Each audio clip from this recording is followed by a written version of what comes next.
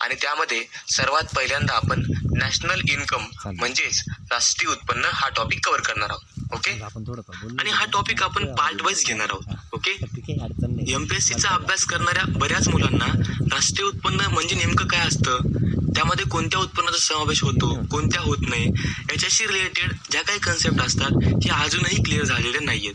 किंवा जरी त्यांनी पुस्तकामध्ये ते वाचलेलं असतं ते तिथल्या तिथं त्यांना समजतं, पण ज्यावेळेस ते एक्झामला जातात त्यावेळेस मात्र त्या टाईपचा क्वेश्चन त्यांना सोडवायला 100% कन्फ्युजन होतं. ओके, कारण इकॉनॉमिक्स हा सब्जेक्ट हा पाठांतराचा सब्जेक्ट नाहीये, तर इकॉनॉमिक्सशी रिलेटेड तुमच्या सगळ्या कन्सेप्ट या 100% क्लिअर असणं गरजेचं आहे.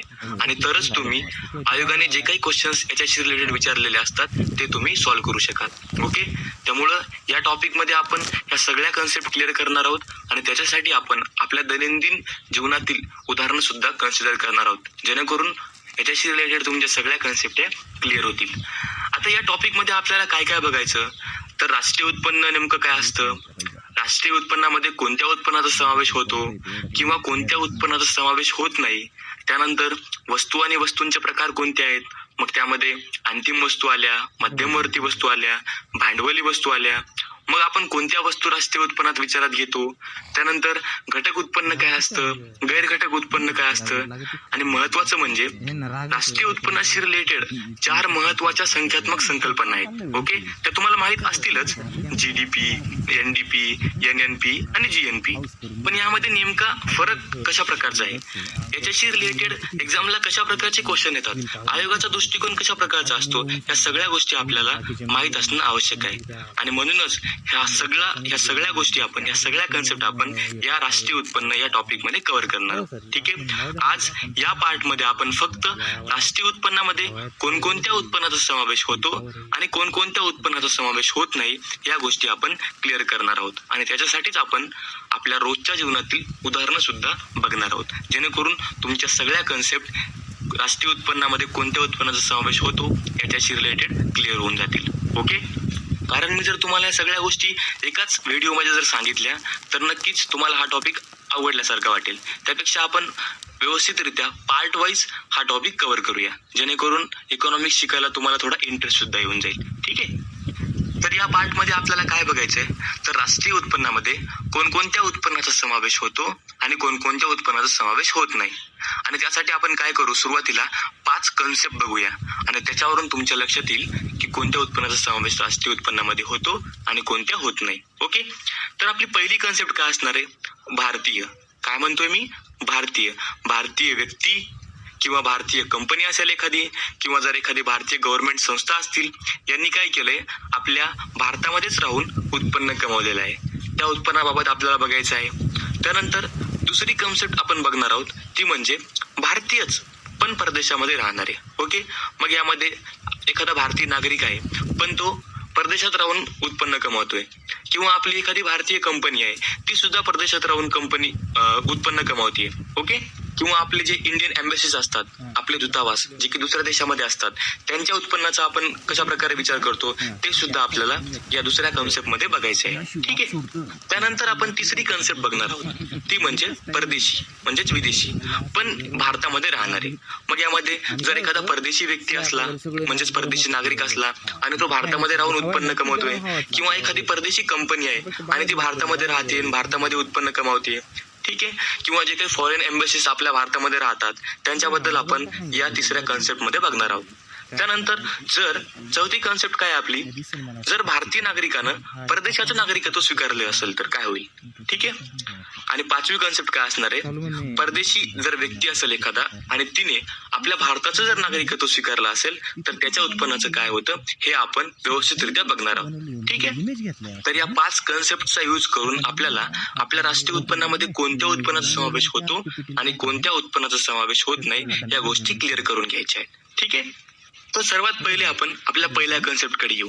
पहिली कन्सेप्ट काय सांगते, भारतीय व्यक्ती किंवा भारतीय कंपनी किंवा आपली एखादी भारतीय गव्हर्नमेंट संस्था असेल, ठीक आहे, यांनी आपल्या देशाच्या आर्थिक सीमेच्या आत राहून जे काही उत्पन्न कमवलेलं असतं ते आपल्याला आपल्या देशाच्या नॅशनल इन्कम मध्ये काउंट करावं लागतं. ठीक आहे, मग त्यांनी त्यामध्ये जो काही खर्च केला असतो तो सुद्धा आपल्याला विचारात घ्यावा लागतो. पण फक्त इथे एक गोष्ट विचारात घ्यायची की दुहेरी मापन ते झालं नाही पाहिजे. म्हणजे उत्पन्नाचं जे काही दुहेरी मापन असतं, दुहेरी गणना असती ती झाली नाही पाहिजे. ठीक आहे, आणि देशाची आर्थिक सीमा विचारात घेताना जी काही सामुद्रिक सीमा असते म्हणजे 12 नाविक मैलच्या आत, ती सुद्धा आपल्याला विचारात घ्यावी लागते. म्हणजेच जर एखादी भारतीय कंपनी असेल किंवा भारतीय व्यक्ती असेल किंवा भारतीय एखादी गव्हर्नमेंट संस्था असेल, यांनी आपल्या देशाच्या आर्थिक सीमेच्या आत राहून जे काही उत्पन्न कमवलेलं असतं ते उत्पन्न आपल्याला आपल्या देशाच्या राष्ट्रीय उत्पन्नामध्ये विचारात घ्यावं लागतं. ओके, आता आपण काय करू, याच्यासाठी एक उदाहरण घेऊ. समजा राहुल नावाचा एक भारतीय व्यक्ती आहे आणि त्याने काय केलं, त्याने आपल्या भारतामध्ये राहून 100 कोटी रुपयाचं उत्पन्न कमावलं. ठीक आहे, तर ते 100 कोटी रुपये सुद्धा आपल्याला आपल्या देशाच्या नॅशनल इन्कम मध्ये विचारात घ्यावे लागतील. ठीक आहे, आता आपण दुसरी कन्सेप्ट बघू. दुसऱ्या कन्सेप्ट मध्ये आपण काय सांगितलं होतं, भारतीयच व्यक्ती आहेत पण परदेशामध्ये राहणारे, किंवा आपली एखादी भारतीय कंपनी आहे पण ती सुद्धा परदेशामध्ये राहणारे आणि परदेशामध्ये राहून आपल्या भारतात ते उत्पन्न घेऊन येत आहेत किंवा तिकडनं उत्पन्न आपल्या भारतामध्ये पाठवत आहेत. ठीक आहे, तर त्यावेळेस काय होतं हे आपल्याला बघायचंय. तर जो काही भारतीय व्यक्ती परदेशात राहतोय किंवा एखादी भारतीय कंपनी परदेशामध्ये राहते किंवा जे काही इंडियन एम्बसीज दुसऱ्या देशामध्ये असतात, त्यांनी परदेशामध्ये राहून आपल्या भारतामध्ये जे काही उत्पन्न पाठवलेलं असतं किंवा जे काही उत्पन्न ते आपल्या देशामध्ये घेऊन आलेले असतात, तेच उत्पन्न तोच नफा आपल्याला आपल्या राष्ट्रीय उत्पन्नामध्ये विचारात घ्यावा लागतो. ओके, पण जर त्यांनी त्या देशात काही खर्च केला, तिथे राहून त्या देशात जर काही खर्च केला तर तो खर्च मात्र आपल्याला आपल्या देशाच्या राष्ट्रीय उत्पन्नामध्ये विचारात घ्यावा लागत नाही. ओके, समजलं तुम्हाला? पण तरी ठीक आहे, आपण याच्याशी रिलेटेड एक एक्झाम्पल बघू. आता तुम्हाला प्रियंका चोप्रा माहित असेल. ओके, आता या प्रियंका चोप्राने काय केलंय, क्वांटिको सिरीज साठी ही अमेरिकेला गेली आहे. ठीक आहे, आणि त्यासाठी तिला ना 10 करोड रुपये मिळालेले आहेत. ओके, आता मग त्या प्रियंका चोप्राने काय केलं, त्या 10 करोड मधले 8 करोड रुपये घेऊन ती भारतामध्ये आली, पण 2 करोड रुपये मात्र तिने तिथेच अमेरिकेमध्ये खर्च केलेत. म्हणजे तिचं शॉपिंग असेल किंवा इकडं तिकडं फिरणे असेल, हॉटेलिंग वगैरे असेल, यामध्ये तिने 2 कोटी रुपये खर्च केलेत. तर जे काही ती 8 कोटी रुपये आपल्या भारतामध्ये घेऊन आलेली आहे, तेच 8 कोटी रुपये आपल्याला आपल्या देशाच्या नॅशनल इन्कम मध्ये काउंट करावे लागतील. ओके, आणि जो काही खर्च म्हणजे 2 कोटी रुपये हा जो काही खर्च तिने अमेरिकेत राहून केलाय, तो खर्च मात्र आपल्याला आपल्या देशाच्या नॅशनल इन्कम मध्ये काउंट करता येणार नाही. ओके, तर हे 2 करोड त्या अमेरिकेच्या नॅशनल इन्कम मध्ये काउंट होतील. ठीक आहे, तर दुसरी कन्सेप्ट काय आली, म्हणजेच काय, जर एखादी भारतीय व्यक्ती असेल किंवा भारतीय कंपनी असेल किंवा दूतावास असतात आपले इंडियन एम्बसीज जे की दुसऱ्या देशामध्ये राहतात, यांनी परदेशामध्ये राहून जे काय उत्पन्न आपल्या भारतामध्ये घेऊन आलेले असतात, तेच उत्पन्न आपल्याला आपल्या देशाच्या नॅशनल इन्कम मध्ये काउंट करावं लागतं. आणि जर त्यांनी त्या देशामध्ये जर काही खर्च केला असेल तर तो खर्च मात्र आपल्याला आपल्या देशाच्या नॅशनल इन्कम मध्ये विचारात घेता येणार नाही. ओके, तर तो खर्च कुठे येऊन जाईल, तर त्या देशाच्या नॅशनल इन्कम मध्ये येऊन जाईल. ठीक आहे, आता आपण आपल्या तिसऱ्या कन्सेप्ट कडे येऊ. तिसरी कन्सेप्ट काय सांगते आपली, परदेशी पण भारतामध्ये राहणारे. ओके, जर एखादा परदेशी व्यक्ती आहे किंवा परदेशी कंपनी आहे किंवा जे काही फॉरेन एम्बसीज असतात आपल्या देशामध्ये राहणारे, हे सगळे आपल्या देशामध्ये राहतात आणि आपल्या देशामध्ये राहून उत्पन्न कमवत आहेत. ठीक आहे, कळालं मी काय म्हणतोय? परदेशी एखादी व्यक्ती किंवा परदेशी कंपनी आहे, ती आपल्या भारतामध्ये राहून उत्पन्न कमवते, तर त्यांचं काय होतं, तर यांनी आपल्या भारतात राहून जे काही उत्पन्न कमवलेलं असतं ते उत्पन्न आपल्या भारताच्या राष्ट्रीय उत्पन्नामध्ये विचारात घेतलं जात नाही. ओके, पण त्या परदेशी व्यक्तींनी आपल्या भारतात राहून जो काही खर्च केलेला असतो तो खर्च मात्र आपल्याला आपल्या देशाच्या नॅशनल इन्कम मध्ये काउंट करावा लागतो. ओके, कळालं?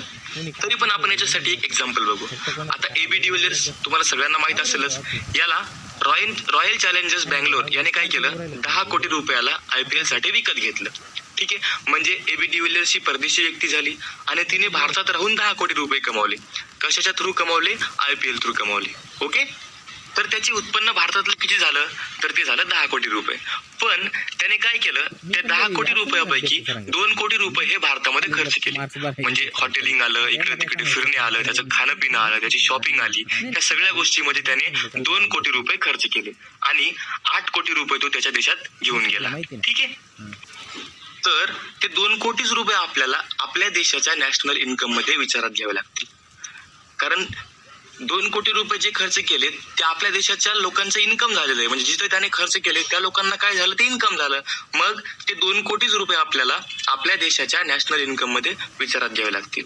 आणि जे काही 8 कोटी रुपये तो त्याच्या देशामध्ये घेऊन गेला, ते 8 कोटी रुपये आपल्याला आपल्या देशाच्या नॅशनल इन्कम मध्ये काउंट करता येणार नाही. ठीक आहे. तर ते 8 कोटी रुपये त्याच्या देशाच्या नॅशनल इन्कम मध्ये काउंट केले जातील. ओके.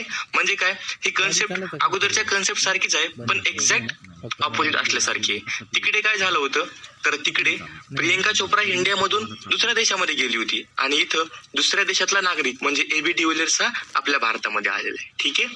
म्हणजे काय, जर परदेशी व्यक्ती किंवा परदेशी नागरिक किंवा एखादी परदेशी कंपनी यांनी आपल्या भारतात राहून जे काही उत्पन्न कमवलेलं असतं किंवा जो काही नफा कमवलेला असतो, तो नफा आपल्याला आपल्या नॅशनल इन्कम मध्ये विचारात घेता येत नाही. पण त्यांनी आपल्या भारतात राहून जो काही खर्च केलेला असतो, तोच खर्च आपल्याला आपल्या देशाच्या नॅशनल इन्कम मध्ये विचारात घ्यावा लागतो. ठीक आहे. आणि प्रियंका चोप्रा ही भारताची होती, तिने तिकडे जाऊन उत्पन्न कमावलेलं होतं. तर तिने जे काही उत्पन्न आपल्या भारतामध्ये पाठवलेलं होतं ते आपल्याला विचारात घ्यावं लागलं होतं. तिने जिथे जो काही खर्च केला होता तो खर्च आपल्याला विचारात घेता येणार होता का, तर नाही. तो खर्च त्या देशाच्या नॅशनल इन्कम मध्ये गेलेला असता. सेम ही कन्सेप्ट आहे, फक्त एक्झॅक्ट अपोजिट असल्यासारखी आहे. ओके. आता आपण चौथ्या कन्सेप्ट कडे येऊ. चौथीमध्ये काय सांगते, जर आपल्या भारतीय नागरिकानं जर परकीय नागरिकत्व स्वीकारलं आणि तो आपल्या भारतात राहूनच उत्पन्न कमावतोय, तर काय होतं. आता मला सांगा, जर भारतीय नागरिकानं परकीय नागरिकत्व स्वीकारलं तर तो आपला नागरिक राहिला का, नाही. तर तो परदेशी नागरिक झाला.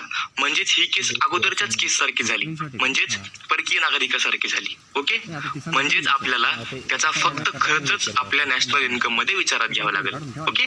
तरी पण आपण एक एक्झाम्पल बघूया. समजा विराट कोहली आहे. आता या विराट कोहलीने काय केलं, आता हा भारताचा नागरिक आहे हे तर सगळ्यांना माहिती आहे, पण त्याने ऑस्ट्रेलियाचं नागरिकत्व स्वीकारलं. ओके. आणि तो भारतात राहून काहीतरी एक बिझनेस करतोय. विराट कोहली हा भारताचा नागरिक होता, त्याने ऑस्ट्रेलियाचं नागरिकत्व स्वीकारलं आणि भारतामध्ये राहून काहीतरी बिझनेस करतोय. ठीक आहे. आणि या बिझनेस मध्ये त्याला 100 कोटीचा नफा झाला आणि त्यापैकी त्यांनी काय केलं, 40 कोटी रुपये इंडियामध्ये खर्च केले आणि 60 कोटी रुपये तो त्याच्या देशात ऑस्ट्रेलियाला घेऊन गेला. कारण विराट कोहलीचा देश कोणता झाला, आता ऑस्ट्रेलिया झाला, म्हणून तो 60 कोटी रुपये ऑस्ट्रेलियाला घेऊन गेला. ओके. म्हणजे काय होईल इथं, तर त्याने आपल्या भारतामध्ये राहून जो काही खर्च केला तोच खर्च आपल्याला आपल्या देशाच्या राष्ट्रीय उत्पन्नामध्ये विचारात घ्यावा लागेल. ठीक आहे. आणि जो काही तो 60 कोटी रुपये तिकडे घेऊन गेलेला आहे, ते 60 कोटी रुपये आपल्या देशाच्या नॅशनल इन्कम मध्ये काउंट करता येणार नाहीत. तर ते 60 कोटी रुपये कुठे येऊन जातील, तर त्याच्या देशाच्या म्हणजे त्या ऑस्ट्रेलियाच्या नॅशनल इन्कम मध्ये विचारात घेतले जातील. ओके. म्हणजे जर भारतीय नागरिकाने परकीय नागरिकत्व जर स्वीकारलं आणि तो भारतात राहून काहीतरी उत्पन्न कमवतोय, त्यावेळेस मात्र त्याने फक्त आपल्या देशामध्ये जो काही खर्च केलेला असतो तोच खर्च आपल्याला आपल्या देशाच्या नॅशनल इन्कम मध्ये विचारात घ्यावा लागतो. ठीक आहे. त्याने जे काही उत्पन्न त्याच्या देशामध्ये पाठवलेलं असतं ते उत्पन्न मात्र आपल्याला आपल्या देशाच्या नॅशनल इन्कम मध्ये विचारात घेता येणार नाही. ओके. आता आपण 5वी कन्सेप्ट बघू. यामध्ये काय सांगितलंय, जर परदेशी नागरिकानं भारतीय नागरिकत्व जर स्वीकारलं तर काय होईल. आता मला सांगा, जर परदेशी नागरिकानं भारताचं नागरिकत्व स्वीकारलं तर तो काय होऊन जाईल, आपल्या भारताचा नागरिक होऊन जाईल. म्हणजे ही कन्सेप्ट पहिल्या कन्सेप्ट सारखी झाली. म्हणजे काय, तो भारताचा नागरिक झाला आणि भारतामध्ये राहून तो काय करतोय, काहीतरी उत्पन्न कमवतोय आणि इथेच खर्च करतोय. मग त्यावेळेस त्याने जे काही उत्पन्न कमवलेलं असतं किंवा जो काही खर्च कमवलेला असतो, जो काही खर्च केलेला असतो, त्या दोन्ही गोष्टी आपल्या देशाच्या नॅशनल इन्कम मध्ये काउंट कराव्या लागतील. ओके. तुम्हाला याच्यासाठी एक उदाहरण देतो. आता तुम्हाला माहिती आहे, अदनान स्वामी हा पाकिस्तानचा नागरिक होता. त्याने काय केलं, आपल्या भारताचं नागरिकत्व स्वीकारलं. आता या पाकिस्तानच्या अदनान स्वामीनं आपल्या भारताचं नागरिकत्व स्वीकारलं, त्यामुळे तो आता पूर्णतः भारतीय नागरिक झाला. ठीक आहे. आणि मग त्या अदनान स्वामीनं आपल्या देशाच्या आर्थिक सीमेच्या आत राहून जे काही उत्पन्न केलेलं असतं किंवा जो काही खर्च केलेला असतो त्या दोन्ही गोष्टी आपल्याला आपल्या देशाच्या नॅशनल इन्कम मध्ये विचारात घ्याव्या लागतात. ओके, तर अशा पद्धतीने आपण कोणत्या उत्पन्नाचा राष्ट्रीय उत्पन्नामध्ये समावेश होतो आणि कोणत्या उत्पन्नाचा समावेश होत नाही हे खूप व्यवस्थितरित्या एकदम सुटसुटीत बघितलेलं आहे. त्यासाठी आपण 5 पार्ट पाडले होते. त्यामध्ये पहिल्यांदा काय होतं तर भारतामध्येच राहणारे त्यांनी जे काही उत्पन्न कमवलेलं असतं किंवा जो काही खर्च केलेला असतो त्या दोन्ही गोष्टी आपल्याला आपल्या देशाच्या नॅशनल इन्कम मध्ये विचारात घ्याव्या लागतात. त्यानंतर आपण दुसरी गोष्ट बघितली होती, जर भारतीय व्यक्ती किंवा भारतीय कंपनी असेल आणि ती परदेशात राहून काहीतरी उत्पन्न कमवते, ठीक आहे, तर त्यांनी जो काही नफा आपल्या भारतामध्ये पाठवलेला असतो तोच नफा आपल्याला आपल्या देशाच्या नॅशनल इन्कम मध्ये काउंट करावा लागतो. पण त्यांनी त्या देशात जो काही खर्च केलेला असतो तो खर्च मात्र आपल्याला आपल्या देशाच्या नॅशनल इन्कम मध्ये विचारात घेता येणार नाही. त्यानंतर आपण तिसरी कन्सेप्ट बघितली होती, ती म्हणजे जर परदेशी व्यक्ती आहे किंवा परदेशी एखादी कंपनी आहे आणि ती भारतामध्ये राहून उत्पन्न कमावते, ठीक आहे, तर त्यावेळेस मात्र तिचा फक्त खर्चच आपल्या भारतामधला विचारात घ्यावा लागेल. ठीक आहे, त्यासाठी आपण एक्झाम्पल सुद्धा बघितलं एबी डिव्हिलियर्सचं. त्यानंतर आपण चौथी कन्सेप्ट बघितली, जर एखाद्या भारतीय नागरिकानं परदेशाचं नागरिकत्व स्वीकारलं आणि तो भारतामध्ये राहून काहीतरी बिझनेस करतोय तर काय होईल तर तो परदेशाचा नागरिक होऊन जाईल. मग त्याचा जो काही खर्च आपल्या इंडियामध्ये होईल तोच खर्च आपल्याला आपल्या देशाच्या नॅशनल इन्कम मध्ये विचारात घ्यावा लागेल. याच्यासाठी आपण विराट कोहलीचं एक्झाम्पल बघितलं. विराट कोहलीने काय केलं होतं तर ऑस्ट्रेलियाचं नागरिकत्व स्वीकारलं आणि तो आपल्या भारतामध्ये राहून काहीतरी बिझनेस करतोय, तर त्या बिझनेससाठी त्याने आपल्या इंडियामध्ये जो काही खर्च केलेला असतो तोच खर्च आपल्याला आपल्या देशाच्या नॅशनल इन्कम मध्ये विचारात घ्यावा लागतो. ठीक आहे, आणि त्यानंतर आपण शेवटची कन्सेप्ट बघितली, ती म्हणजे जर एखाद्या परदेशी व्यक्तीनं आपल्या देशाचं नागरिकत्व स्वीकारलं तर त्यावेळेस मात्र त्याने जे काही नफा कमावला आपल्या इंडियामध्ये किंवा जो काही खर्च केलेला असतो त्या दोन्ही गोष्टी आपल्याला आपल्या देशाच्या राष्ट्रीय उत्पन्नामध्ये विचारात घ्याव्या लागतात. ठीक आहे, आणि याच्यासाठी आपण अदनान स्वामीचं उदाहरण बघितलेलं होतं. ठीक आहे, तर आय होप सो तुम्हाला राष्ट्रीय उत्पन्नामध्ये कोणत्या उत्पन्नाचा समावेश होतो आणि कोणत्या होत नाही याबाबतची सगळी कन्सेप्ट ही व्यवस्थितरित्या समजली असेल. जर तुम्हाला ही कन्सेप्ट नीटली समजली असेल तर नक्कीच व्हिडिओला लाईक करा, त्यानंतर सबस्क्राईब करा आणि याच्या रिलेटेड या राष्ट्रीय उत्पन्नाशी रिलेटेड जे काही पुढच्या कन्सेप्ट असतील त्या आपण पुढच्या पार्टमध्ये बघू.